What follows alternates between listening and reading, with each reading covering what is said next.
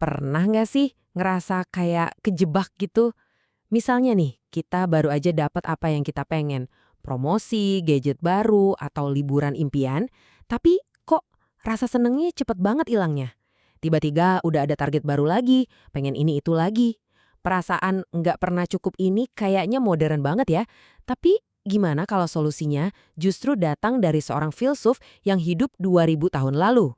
Nah, inilah yang disebut para psikolog sebagai hedonic treadmill. Jadi kita tuh lari gila-gilaan ngejar kebahagiaan, tapi garis finishnya kayak geser terus, menjauh. Kita beli mobil baru. Baru sebentar mata kita udah ngelirik mobil tetangga yang lebih mewah. Jadi pertanyaannya sekarang bukan lagi gimana caranya lari lebih kencang, tapi gimana caranya kita bisa turun dari treadmill gila ini. Jawabannya ternyata datang dari seorang filsuf Yunani kuno bernama Epicurus. Dia ini udah ngerancang semacam peta jalan menuju ketenangan dan hari ini kita bakal jelajahi peta itu bareng-bareng. Pertama, kita bakal bahas soal masalah dari keinginan yang berlebih, terus kita bedah 3 jenis keinginan, lanjut kita cari panduan praktisnya, temukan pilar-pilar kedamaian batin, dan yang terakhir kita ungkap jalan sejati menuju kebahagiaan. Yuk kita mulai dari akarnya. Oke, bagian pertama, masalah dari keinginan yang berlebih. Epicurus ini punya ide yang jujur aja radikal banget. Dia bilang, sumber penderitaan kita itu bukan dompet yang kosong, tapi pikiran yang terlalu penuh sama keinginan. Ironis banget kan? Waktu kita terus-terusan ngelihat ke atas, ke apa yang belum kita punya, kita justru lagi ngerusak kemampuan kita buat nikmatin apa yang udah ada di depan mata. Kutipan ini ngena banget kan?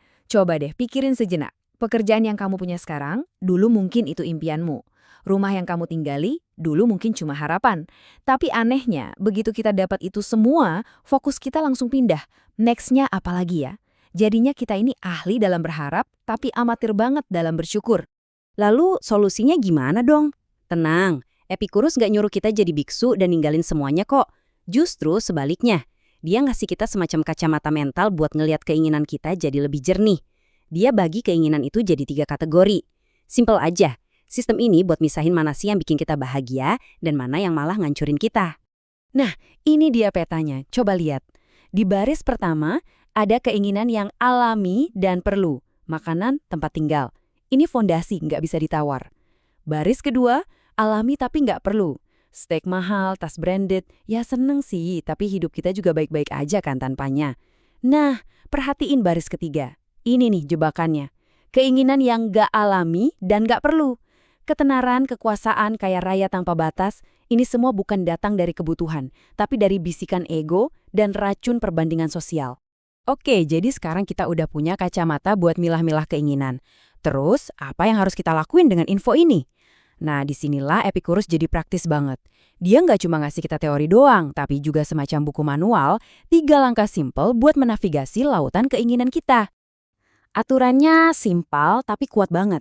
Langkah pertama, penuhi. Jaga fondasi kamu, penuhi kebutuhan dasar. Gampang.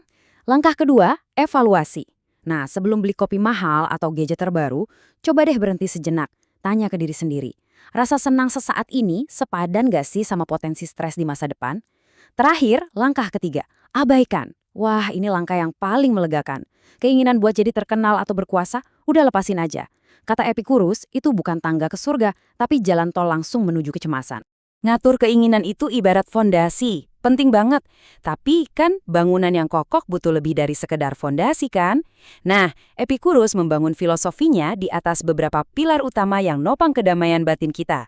Jadi ini bukan lagi soal tidak punya, tapi soal menjadi apa diri kita. 3 pilar ini kuncinya. Yang pertama, hidup sederhana. Artinya, nemuin kekayaan itu bukan dari kebanyakan barang, tapi dari rasa cukup. Kedua, taklukkan kecemasan. Hadapi ketakutan terbesar kita, misalnya kematian, pakai logika yang dingin. Dan yang ketiga, mungkin ini yang paling penting, hargai persahabatan. Karena ketenangan sejati itu bukan ditemukan pas lagi sendirian, tapi justru dalam kebersamaan. Coba deh renungin logikanya. Simpel banget, tapi kuatnya luar biasa. Epicurus bilang, waktu kita ada, kematian nggak ada. Waktu kematian ada, kita yang nggak ada. Artinya apa? Ya artinya kita dan kematian nggak akan pernah ketemu. Terus ngapain kita habisin hidup yang berharga ini buat khawatir soal pertemuan yang nggak akan pernah terjadi? Ini benar-benar mental hack yang jenius. Dan ini mungkin adalah puncaknya. Setelah kita ngobrolin soal keinginan dan ketakutan, Epicurus simpulin kalau aset terbesar kita itu bukan harta benda, tapi persahabatan.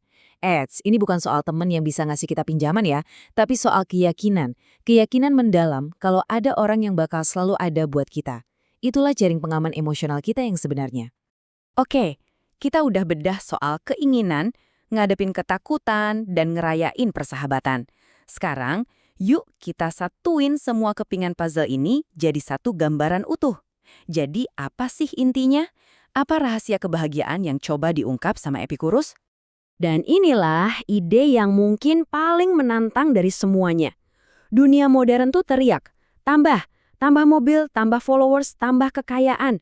Sementara Epicurus cuma berbisik pelan, kurangi keinginan, kurangi cemas, kurangi beban.